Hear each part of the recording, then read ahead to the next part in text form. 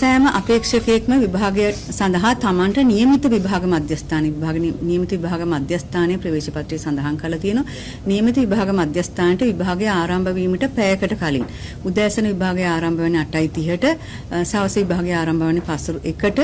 එබැවින් උදෑසන 7:30 වන විටත් හවස් කාලීය විභාගය පවතින නම් පස්වරු 12:30 වන විටත් අපේක්ෂකයන් විභාග ශාලාවලට වාර්තා කළ තිබෙන්නට ඕන.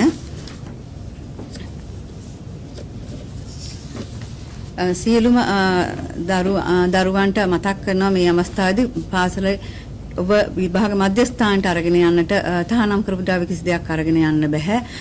ජංගම දුරකථන ඒ වගේම වෙනත් තහනම් කරලා තිබෙන බ්ලූටූත් උපකරණ, ස්මාර්ට් වොච්, එමෙන්ම වෙනත් සටහන් සහිත ලේඛන පොත්පත් ආදී කිසිවක් විභාග ශාලාවට අරගෙන යන්නට බෑ. විභාග ශාලාවට අරගෙන යන්නට පුළුවන් විභාගයේ ලිවීමට අවශ්‍ය උපකරණ, පෑන්, පැන්සල්, මකන කෑලි, ඒ වගේම අඩි රූල, කවකොටු පෙට්ටිය, චිත්‍ර විෂය සඳහා පෙනී සිටින දරුවන් නම් චිත්‍ර විෂයට අදාළ පාට කරන්නට අවශ්‍ය පාට පෙට්ටි සහ අනිකුත් උපකරණ පමණයි. වෙනත් තහනම් කළ දා කිසිවක් ගෙනියන්න බෑ. ඒ වගේම ප්‍රවේශ පත්‍රය මුල් දිනේ අරගෙන යන්නටත් ඕන. අනන්තා පත්‍රය හැමදාම අරගෙන යන්නට ඕන අපේක්ෂක විභාග දිනට. අනන්තා පත්‍රයේ විදියට ජාතික හැඳුනුම්පත, ඒ වගේම වළංගු රියදුරු බලපත්‍රය හෝ වළංගු ගමන් බලපත්‍රය භාවිතා කරන්නට පුළුවන්.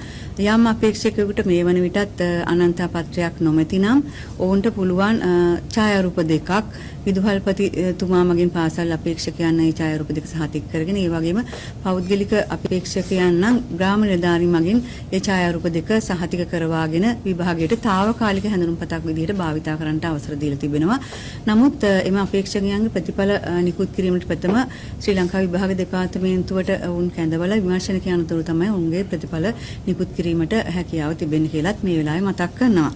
ඒ වගේම තමයි මේ දරුවන්ට විශේෂයෙන්ම මතක් කරන්නට ඕන පිළිතුරු සපයන විට ඔබට ලැබෙන ප්‍රශ්න පත්‍රය මුලින්ම හොඳින් කියවන්න. ප්‍රශ්න පත්‍රයේ නියමිත කොටස් සංඛ්‍යාව ඔබට පළවෙනි කොටස, දෙවෙනි කොටස වෙන වෙනම මුද්‍රණය කරලා තිබෙන අවස්ථා තිබෙනවා.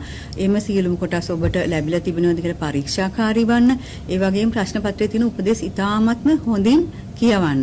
උපදේශ කියවල උපදේශ පිළිපදින්න ඕන මේ සියලු අපේක්ෂකයෝ. ඒ වගේම ප්‍රශ්න පත්‍රයේ නියමිත කාලය සඳහන් කරලා තියෙනවා. ඒ කාලය මනමින් කළමනාකරණය කරගන්නටත් අවශ්‍යයි. ප්‍රශ්න හොඳින් කියවලා ප්‍රශ්නෙන් අසා ඇති දෙයට පමණක් පිළිතුරු සපයන්න ඕන. ළමයි දරුවන්ට කියලා තිබෙන සමහර අවස්ථාවල ප්‍රශ්න පත්‍රයෙන් පිළිතුරු සපයන්න. ඒතර ඒ උපදේශය ඒ ආකාරයෙන් පිළිපදින්නට ඕන. වෙනත් කඩදාසි වල ලියන්න බෑ. ප්‍රශ්න පත්‍රයේම උපදේශ දීලා තියෙනවා ලියන්න කියලා. ඒ නියමිත ස්ථානවල පමණයි පිළිතුරු ලියන්න ඕන. ඒ වගේම අපේක්ෂකයෝ තමන්ගේ නිවැරදි විභාග අංකය සෑම ප්‍රශ්න පත්‍රයේ ඒ නියමිත ස්ථානවල සෑම පිටුවකම සටහන් කරන්නට ඕන ඉතාම නිවැරදි විභාග අංකය. එමෙන්ම විභාග අංකය නිවැරදිව සඳහන් කරනා වගේම තමන්ගේ අත්අකුරුත් ඉතා පැහැදිලි අත්අකුරු භාවිතා කරන්නට ඕන විභාගයට පිළිතුරු සපයනකොට. තවත් කාරණයක් මතක් කරන්නට ඕන බහුවර්ණ ප්‍රශ්න සඳහා පිළිතුරු සපයනට විශේෂිත බහුවර්ණ උත්තර ලියන කඩදාසියක් ලබා දෙනවා. ඒ කඩදාසිය දරුවන් භාවිතා කරලා තමයි පිළිතුරු ලියන්නට ඕන කඩදාසියේ.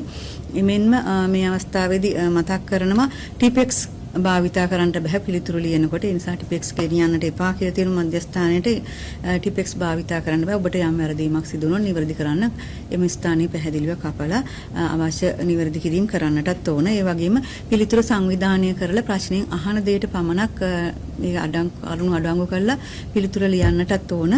එහෙම නැතුනොත් ඔබට කාලය කළමනා කර ගැනීම හැකියාව නැහැ.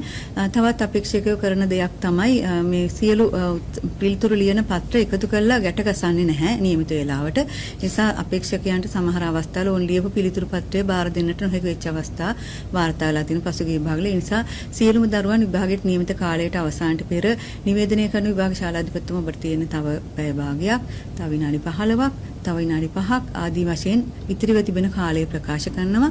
ඒ වෙලාව වෙනකොට ඔබගේ පිළිතුරු පත්‍ර සියල්ල පිටු අංක පිළිවෙලට පිටු අංක කරලා මනා ලෙස ගැට ගහගෙන ඉතිරි කාලයේ පිළිතුරු ලියන්නටත් ඕන.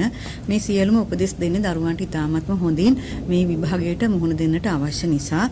ඒ වගේම තහනම් කරන ලද කිසිදු දෙයක් ළඟ තබා ගැනීම භාවිතා කිරීම තහනම් මේ විශේෂයෙන් ප්‍රකාශ කරන ජංගම දුරකථන. සමහර දරුවන් ජංගම දුරකථන ළඟ තබාගෙන ඉඳලා හසු විට ප්‍රකාශ කරනවා ඒක මම පාවිච්චි කරේ නැහැ කියලා. නමුත් ළඟ තබා ගැනීමත් වරදක්. ඒ නිසා කිසිදු දෙයක් තහනම් කරන ලද කිසිදු දෙයක් විභාග ශාලාවට ගෙනියන්නට එපා. විභාග ශාලාවට ගෙනහිල්ලා සමහර අවස්ථාවල එළියෙන් තියලෙන්න කියලා විභාග ශාලාධිපතිතුමා ප්‍රකාශ කරා. එතකොට මේ අවස්ථාවෙදී සමහර දරුවන්ට ඒ මානසික තත්ත්වය හරියට තියාගන්නට බැරි වෙනවා. ඒ ගැන කල්පනා කරනවා. වටිනා උපකරණයක් ගෙනාවොත් ඒක නැති වෙයිද? ඒ ආදි වශයෙන්. එතකොට ඔබට මේ ප්‍රශ්න පත්‍රයට යොමු කරන්න තිබෙන ඒ ඒකාග්‍රතාවය මානසික ඒකාග්‍රතාවය නැති වෙන්නට පුළුවන්. ඒ නිසා දෙමාපියනුත් ප්‍රවේශම් වෙන්න ඕන. මේ දරුවන්ට එවැනි අනවශ්‍ය දේවල් විභාගයේ පැවැත්වෙන කාල සීමාව තුළ විභාග ශාලාවට ගෙනියන්නට එපා කියලා මතක් කරනවා. ඒ වගේම තමයි මේ දරුවන්ට තවත් මතක් කරන්න ඕන විභාග ශාලාව තුළ විභාග නීති රීති අනුගමනය කරමින් තමයි ඔවුන් සම්පූර්ණ වේලාවෙම රැඳී සිටින්න ඕන. විශේෂයෙන්ම ඔවුන්ගේ අනන්‍යතාවය තහවුරු වන පරිදි විභාගයට වාඩි වුණ, ඒ කියන්නේ පැය භාගයකට කලින් වාඩි වුණ තමන්ට හිමි ආසන එතන ඉඳලා විභාගය අවසන් වෙලා ශාලාධිපතිතුමා ශාලාවෙන් පිටව යන්න කියන තුරුම ඔවුන් විභාග නීති රීති වලට අනුකූලව සිටින්නට ඕන. මුහුණ පැහැදිලිව අඳුනා ගන්න පුළුවන් විදියට තියෙන්න ඕන. ඒ වගේම කන් දෙක මුහුණ කන් දෙක නිරාවරණය වෙලා තිබෙන්න ඕනි විභාගය ලියන සම්පූර්ණ කාල සීමාව තුලම. එහෙම අපි අපේක්ෂකයන්ට කියන්නේ අනන්ත පත්‍රයෙන් ඡායාරූපීන අපේක්ෂකයාද මේ වාඩිලා ඉන්නේ කියලා දැනගන්නටත් අවශ්‍ය වෙනවා. ඒ වගේම තමයි ඔවුන් විවිධ විභාග වංචා කරන බ්ලූටූත් වැනි උපකරණ කනේ පළඳගෙන ඇවිල්ලා ඒ ආදී වශයෙන් එසේ වෙලා තිබෙන නිසා තමයි මෙම නීති රීති දාලා තියෙන්නේ. ඒ නිසා සියලුම අපේක්ෂක නීති රීති වලට නීති රීති අනුගමනය කරමින් විභාගය සඳහා පෙනී සිටින්නට ඕන. එමෙන්න විභාග ශාලාව තුල කිසිදු ආකාරයක අනිකුත් අපේක්ෂකයන්ට බාධා කරන්නට බෑ, කෑ ගසන්නට බෑ. අනිකුත් අපේක්ෂකයන් සමග කතා කිරීම, ඒ වගේ පිළිතුරු පත්‍ර හුවමාරු කර ගැනීම, එවැනි කිසිදු විභාග වරදක්, ඒව විභාග වංචා විදියට සලකන්නේ. එවැනි කිසිදු විභාග වරදකට යොමු වෙන්නට එපා කියලා දරුවන්ට මතක් කරනවා. ඒ වගේම තමයි ප්‍රශ්න පත්‍ර එකක් අවසන් වුණ පසු හවස්වරුවේ ප්‍රශ්න පත්‍රය පටන් ගන්න තිබෙන වේලාව ආසන්න වෙන කාල සීමාව තුළ සමහරලාට දරුවන්ට විවේක කාලයක් තිබෙනවා. ඒ විවේක කාලයේ සමහර දරුවන් අධ්‍යයනය කටයුතු නිරත වෙනවා. සමහර දරුවන් වෙනත් කටයුතු වලත් නිරත වෙනවා. ඒ විශේෂයෙන් මතක් කරන්නේ මේ දරුවන් මේ කාල සීමාව තුළදී අනිත් දරුවන්ට බාධා වෙන විදිහට හැසිරෙන්න බෑ. ඒ වගේම කෑකෝ ගසන්නටත් බෑ විභාග පරිශ්‍රය තුළදී. විභාග පරිශ්‍රයෙන් පිටතට යන්නත් බෑ. ඒ වගේම සමහර අවස්ථාවල දරුවන් අනවශ්‍ය ආකාරයෙන් අනිත් දරුවන්ට බාධා කරනවා, ගැටුම් ඇති කරන එවැනි කිසි දෙයක් කරන්නට බෑ. මේ සියල්ලම විභාග නීති රීති ඔබ එසේ සිදු කළහොත් විභාග නීති රීති කඩ කළා කියලා තමයි අපිට කටයුතු කරන්න සිදු වෙන්නේ. ඒ නිසා ඔබගේ මේ විභාග කාල සීමාව තුළ විභාග නීති රීති අනුගමනය කරන විභාගයට පෙනී සිටින්නට කියලා ආදරයෙන් ඉල්ලා සිටින දරුවන්ගෙන්. මොකද පසුගිය වතවල් විභාගයේදී මෙවැනි විභාග නීති රීති කඩ කළා විමර්ශන වලින් අනතුරුව ඒ දරුවන්ගේ ප්‍රතිඵල අත්හිටුවීමට, එහෙම නැත්නම් සම්පූර්ණ ප්‍රතිඵලය අවලංගු කිරීමට, වසර ගණනාවක් විභාග තහනමක් පැනවීමට, අත්හිටුව විභාග තහනම් පැනවීම ආදී විශාල වශයෙන් ඒ විභාග වංචා වැරදි සිදු කිරීම සම්බන්ධයෙන් දඬුවම් දෙන්නට සිදු වෙලා තිබෙනවා. ඒ නිසා එයින් ඔබගේ අනාගතයට බලපානවා. අනාගතයේ ඔබට තියෙන අනිකුත් විභාග වලට පෙනී සිටීමට යම් බලපෑමක් ඇති වෙනවා. සමහරට විභාග දෙපාර්තමේන්තුව මගින් සංවිධානය කරන කිසිදු විභාගයකට පෙනී නොසිටින්නට ඔබට තීරණය ලැබෙන්නට පුළුවන්. ඒ නිසා එවැනි කිසිදු විභාග වංචාවකට යොමු වෙන්නේ නැතුව ඔබ උගත් කරුණු හොඳට ධාරණය කරගෙන ඇවිල්ලා ප්‍රශ්න පත්‍රයේ තියෙන උපදෙස් පරිදි විභාගයට මුහුණ දීලා මේ විභාගයේ ජය ගන්නට අවශ්‍ය ශක්තිය ධෛර්යය ලැබෙන්න කියලා මමත් මේ අවස්ථාවේ දරුවන්ට සුබ පතනවා.